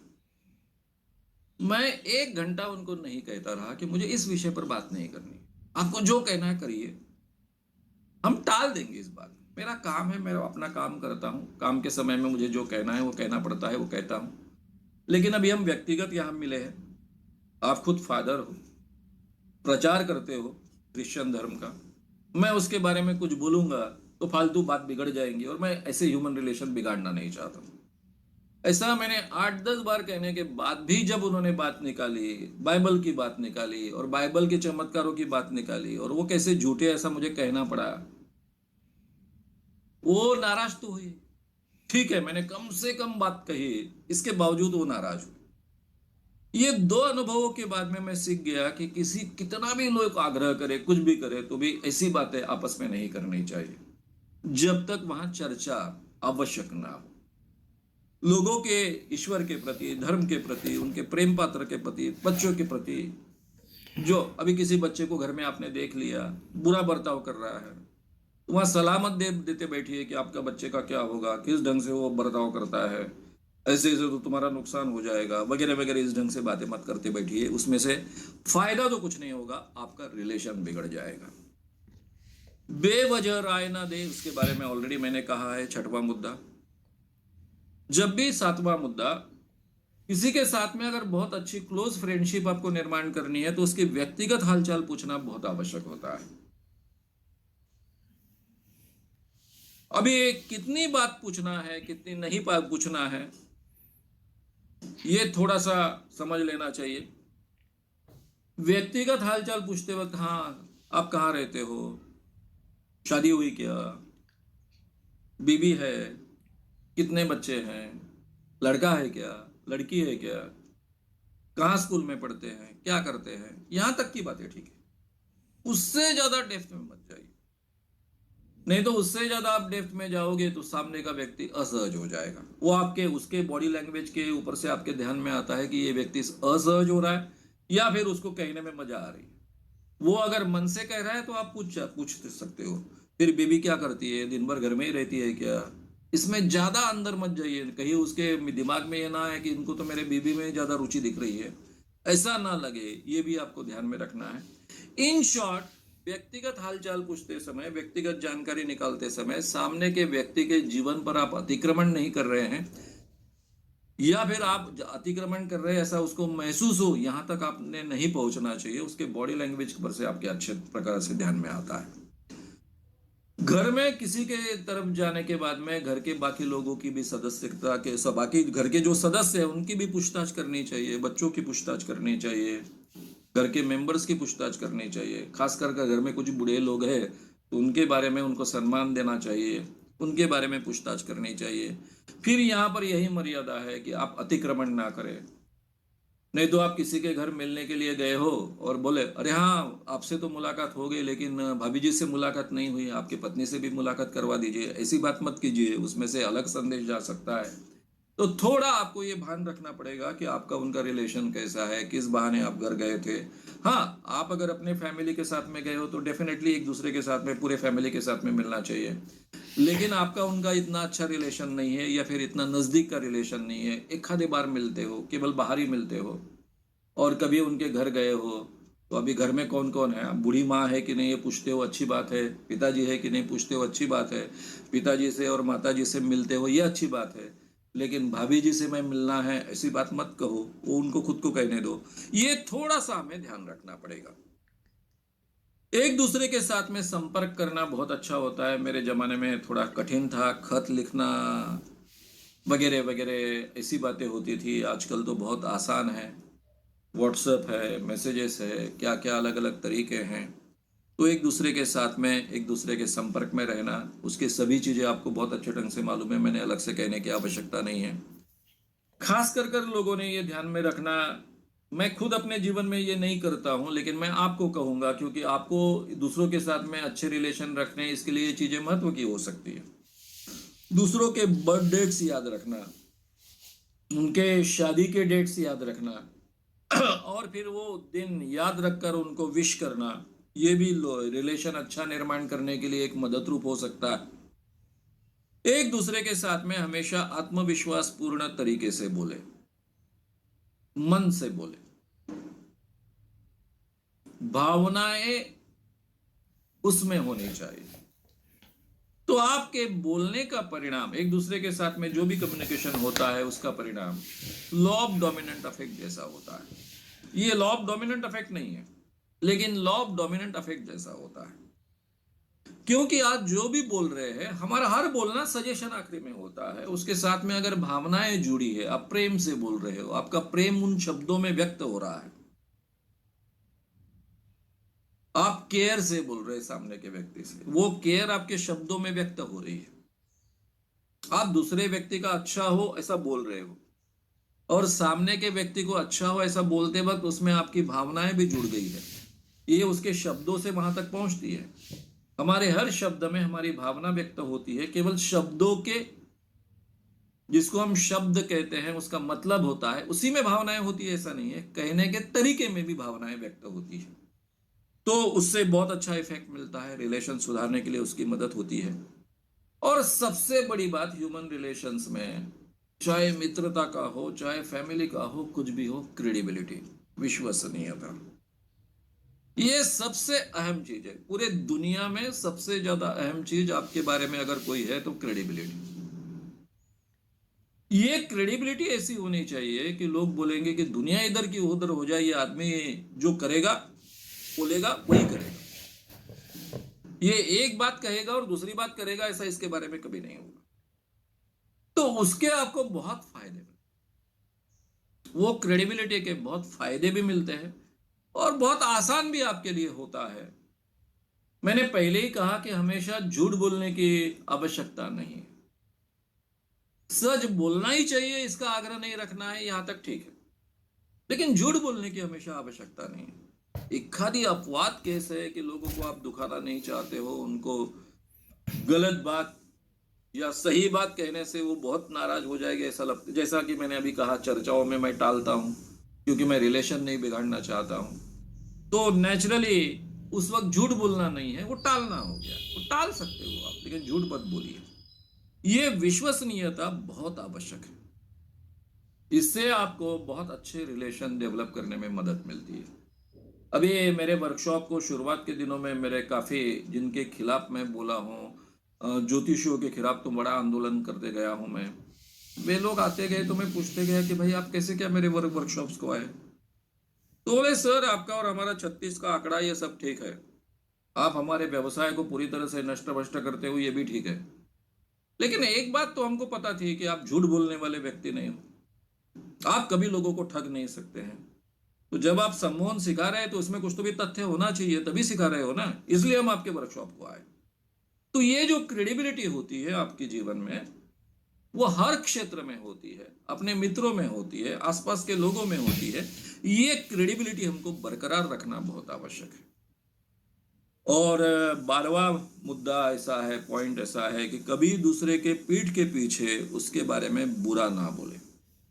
जो भी बोलना है हमेशा अच्छा बोले, बुरा बोलना पूरी तरह से टाल दे। क्योंकि हम कई बार क्या करते हैं, मुंह के ऊपर तो कभी बुरा नहीं बोलते, लेकिन पीठ पीछे दूसरों के बारे में बुरा बोलते हैं, और लोग इधर का उधर कहते ही है। इसलिए आप हमेशा दूसरों के बारे में पीठ के पीछे भी अच्छा बोलते जाइए। क्या होगा, आपके संबंध अगर किसी के बारे में नहीं अच्छे हैं, फिर भी आप अच्छा बोल रहे हो, एक बार, दो बार, चार बार उसके तरफ जाएगा, तो उसका आपके बारे में जो भी दुश्मनी आपके साथ में है उसका प्रमाण कम हो जाएगा। ये कम्युनिकेशन स्किल्स में बहुत महत्व का हो जाता है। आपकी दुश्मनी कम हो जाएगी। आपकी दुश्मनी कम हो ना हो, लेकिन आप हमेशा दूसरों के बारे में अच्छा बोलते हो, कम से कम बुरा बोलते हो, बुरा बोलना टालते हो, पीठ के पीछे भी अच्छा ही बोलते हो, उसका परिणाम ऐसा होता है कि ये पॉजिटिविटी आपके जीवन का हिस्सा बनती है, हमेशा आप पॉजिटिवली प्रोग्राम होते हो। ये तो फायदा है ही, उसका वो फायदा जो है कम्युनिकेशन का, वो मिलना है नहीं मिलना है इस बात को छोड़ दिया तो भी ये तो फायदे की बात है। लेकिन आप हमेशा जब दूसरों के बारे में अच्छा पीछे बोलते हो तो धीरे धीरे ये बातें उस तक पहुंचती है और एक अच्छा गुडविल निर्माण होता है, उससे रिलेशन बेहतर बनते हैं। तो एक कोर्स में हमने जो सीखा उसके साथ में ये 12 चीजें आप जोड़ दीजिए। उसमें से कुछ चीजें रिपीट की है मैंने, जैसा प्रशंसा करे ये बात रिपीट की है। ज्यादातर बातें मैंने रिपीट करने की टाली है, वो छोड़कर बाकी के मुद्दे यहाँ लिए हैं, पॉइंट्स लिए हैं। तो ये दोनों मिलकर अगर आप अच्छे ढंग से उपयोग करोगे तो ये रिलेशन बेहतर करने के लिए इसका बहुत सुंदर उपयोग होगा।